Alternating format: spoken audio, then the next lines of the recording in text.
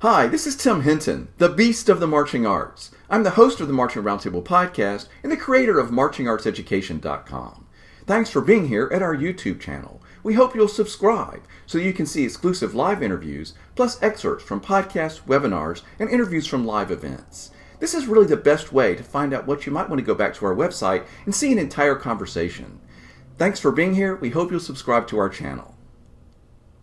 Hi, I'm Patrick Beavers from Magnolia, Texas, and I teach at Magnolia High School, and we are a 5A band program here in the state of Texas. Originally from Avon, Indiana, was honored enough to grow up in that community and graduated in 2008, marched 3 years at Carolina Crown, 2009, 10, 11.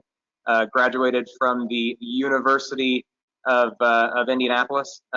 And in 2012. And yeah, this is going to be my 11th year as an educator, and I think it's going to be my 10th year in the state of Texas, if I remember correctly.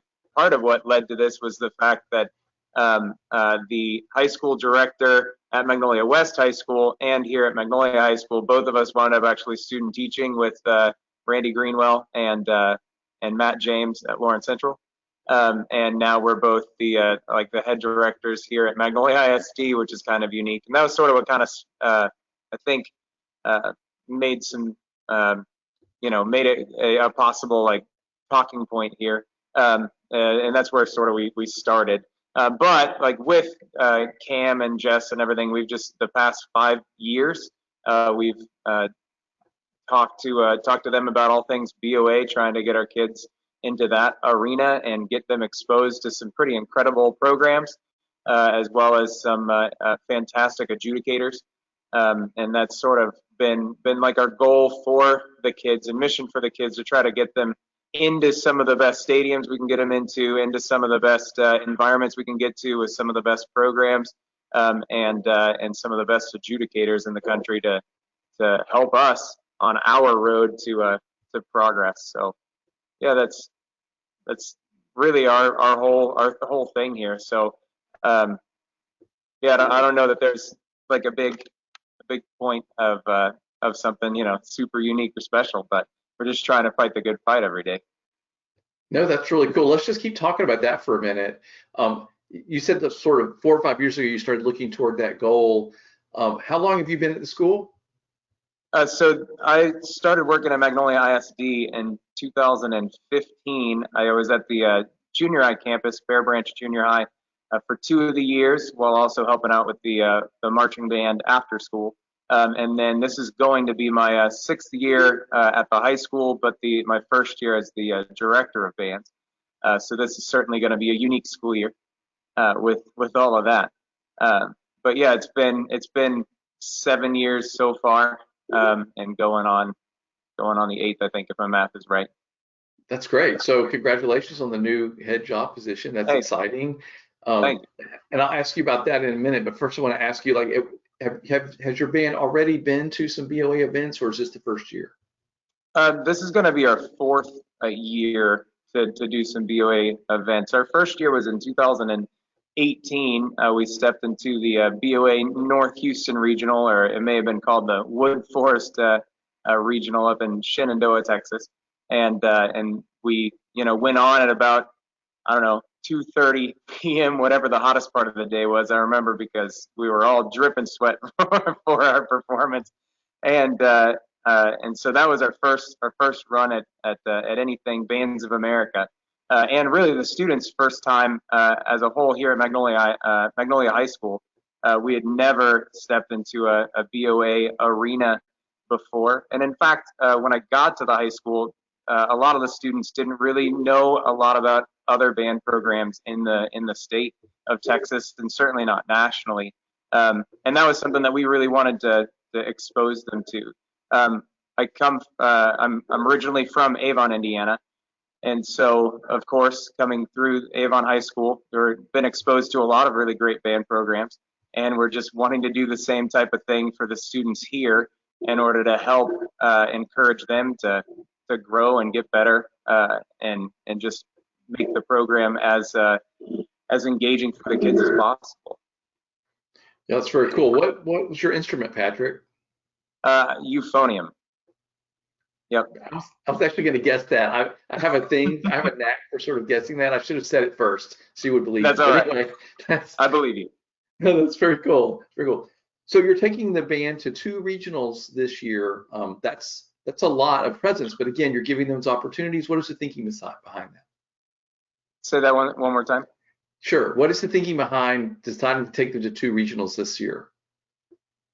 Yeah, so we love the way that the BOA puts their different events together, and so we were hoping to see what they had to say for us here at the beginning of the year, on September the 24th, and use that as a catalyst of improvement going forward, and then really take the kids to a unique experience that they again have never experienced, which is going to the super regional over in San Antonio to end the year in the Alamo Dome. So a really cool, unique experience for the kids, and also from the staff standpoint, now we have a pretty good read from the beginning of the year to the end of the year to see and evaluate ourselves on what we're doing well and what we can continue to improve on going forward. And so, yeah, we really like that we're going to have a kind of bookends BOA this year, and it's going to be a unique experience for all. That seems like a very smart plan. Makes a lot of sense to me. So you said that you're stepped up to the head director position. We're talking really early at it's sort of the end of August. What is your take on that so far? What's different in your life now that you have the head position? Yeah, well, I mean, certainly the first thing is there's a lot more emails coming through. And so a lot more administrative things happening, of course.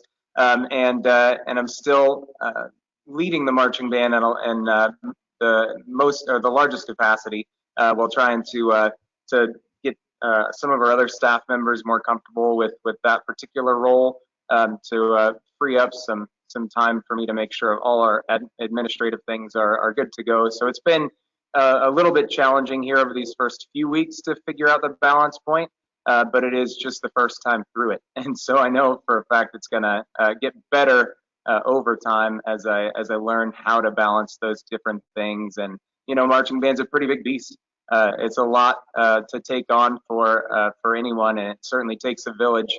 And we have a good village here in Magnolia, but just trying to figure out the new balance point with everybody in their different roles. Our percussion director has been with me for the past 5 or 6 years. He joined the staff, I think, in 2016. And then our new associate director, she's been at the junior high the past couple years, and we're extremely happy to have her here at the high school. Works extremely hard, and the team over at the junior high is doing a fabulous job also. So just trying to improve the overall band culture in Magnolia. Yeah, it makes sense. So you mentioned that you were a product of the Avon the Avon system. Yeah.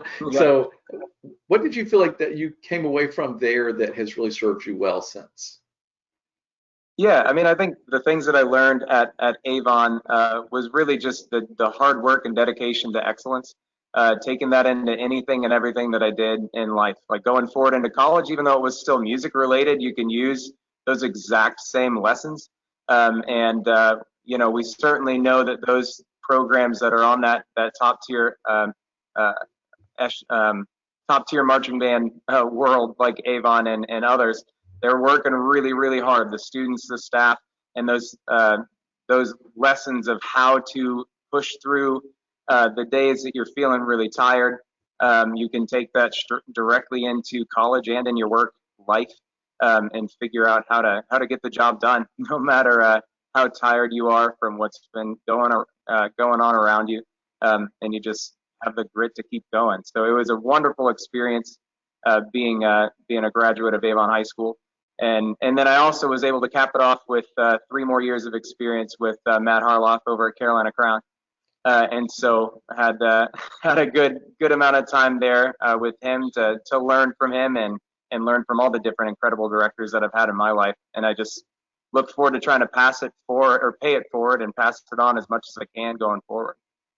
So what's it like to be at a program where you're building, you're growing, you're trying to build that culture, Obviously, a lot of great things are happening at Magnolia already. What are you doing to try to, move them on toward where you want them to be? Yeah, so one thing is trying to put people around you who are smarter than you, and so we're trying to reach out as much as we can to other people who have been there, who have done marching band and music education at high levels to bring them in, see what they have to say, bounce ideas off of our fellow colleagues, and also having as a band staff a culture of self-reflection and try to really figure out what's working, what's not working, and be honest with each other. Because it's been a long road to get to this point, and the students have shown a lot of growth over these past several years. And it really has to do with I think our staff and the way that we talk to each other and try to solve problems and do our best as best as any human can to leave our egos out of it and find a way to solve the problem for the kids, because in the long run we're there to improve the kids' educational experience and give them as many positive life changing experiences as we can. Do you have any suggestions on like how do you get a young staff member to feel confident to share and to speak up, and yet also know sort of their importance or their influence is only so much? Yeah, it's a great question, and it really comes back to one of everyone's favorite words is communication, and so we have lots of time before our band rehearsals, and we start our band practices at 3:30, and our school day is over at 2:25, and so during that 45-minute to hour window where we have time to talk together, that's one of the times that we all are in the same office and get to understand where we're all coming from and how we're feeling about our progress. And so it really is it's a lot of communication, and it's not necessarily always specific times that we sit down and meet, but even just through text chats throughout the week and just little checkups here and there. And so, yeah, for our younger staff, we do have a couple individuals who, this is one of their first times teaching a core style band, and they're coming from a military background, and so we took some extra time over the summer to explain some of the techniques, and they got to see some of our student leaders demonstrate some of our core style techniques, and so that time helped them feel a little bit more comfortable, I hope, with what they were getting into and going forward, as well as we just like any band office, we're talking band 24/7 in the office whenever we're out, at a restaurant or at any of our conventions, of course, just talking band a lot, and just trying to make everyone feel as comfortable as we can while also being honest with each other, which certainly can be challenging. It can be tough to when we do disagree, but we have thus far been able to work through all those disagreements, and want to keep that going on as we move forward. It's great. Communication is the key. It's really smart. I'm glad to hear you say that. So I'm going to back up and ask you a question that really is a little bit off of a tangent. But do you have a favorite moment from your years with Carolina Crown? Do you have something that happened during one show or something on tour or something that you would like to share that was like, wow, I'm never going to forget that? Sure. I mean, it's tough to narrow it down to one, but a real fun little interesting moment was we were in Bristol, Rhode Island in 2009, performing The Grass is Always Greener, which is a show that I am extremely proud and honored to have been a part of. And it had just rained, and they have a grass field, and it's one of those stadiums where when you go to the press box, your horns kind of go down to get to the press box because it's not very big. But I was standing on the back sideline, and the mellophones run out to do some choreography, and the three of the mellophones, I think it was, they come down to the ground, they spin on their backsides before laying down on the grass, and our uniforms being cream, nearly white uniforms. I'll never forget when they stood up from the ground, their entire back was basically brown from the grass field.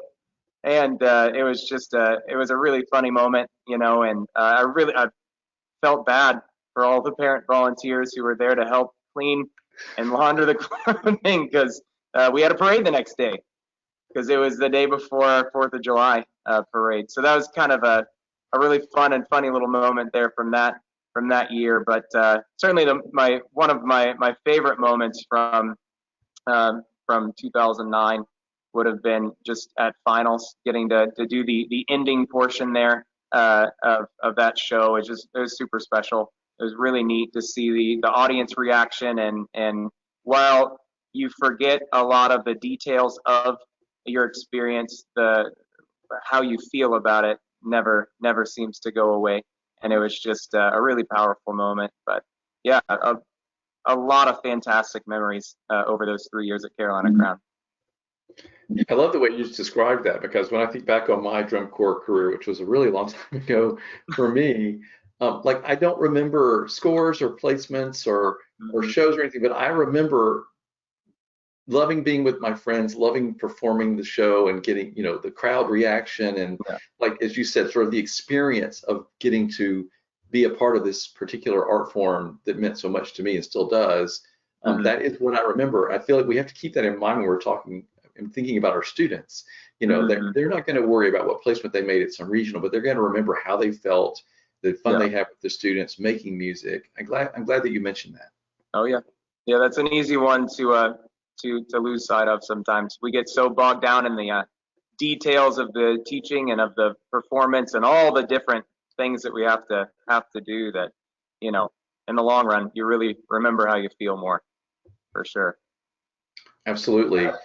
With our students, the biggest thing that we want them to take away from the program is that they can use the skills that they learn here for whatever they want to do in life. We have a lot of families and students who want to go into engineering, and we applaud that and want to help celebrate them moving in that direction. While we would love for all of our students to go into the fine arts or go into music or go into band or choir, we know that the majority won't, and that's totally fine. We definitely want to leave them though with a positive experience of music and band and all things fine arts that they can then take forward into their day-to-day lives. And when they have that engineering essay due at midnight, they hopefully over the previous weeks leading up to it would have planned out their time wisely, as I'm sure they have to do during our marching band rehearsals, to make sure they get their classwork done, and they can use all of the different life lessons that we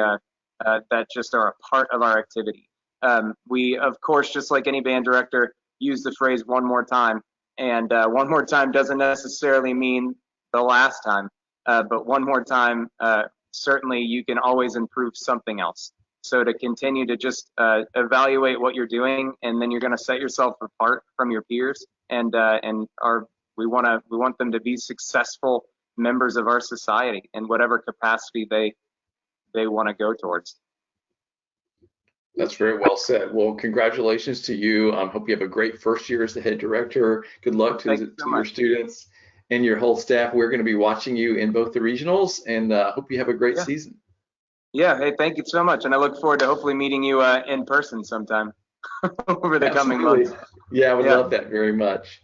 Beautiful. Marching Arts Education is the home of the Marching Roundtable podcast. We give you access to the top marching arts professionals through live webinars, podcasts, videos, interviews, and online coursework. With over 1,000 podcasts and hundreds of webinars and videos, there are hours of great professional development for you and your staff. Sign up for a membership to Marching Arts Education to get complete access to all webinars, videos, and podcasts, plus discounts on coursework. Many directors are using professional development funds through their school or boosters to make these resources available to their staff. Imagine what you could do with so many great new ideas from the top professionals in our activity. Subscribe to our YouTube channel and sign up for our newsletter to find out about the latest podcasts, webinars, and new content. Find all of this and sign up at marchingartseducation.com.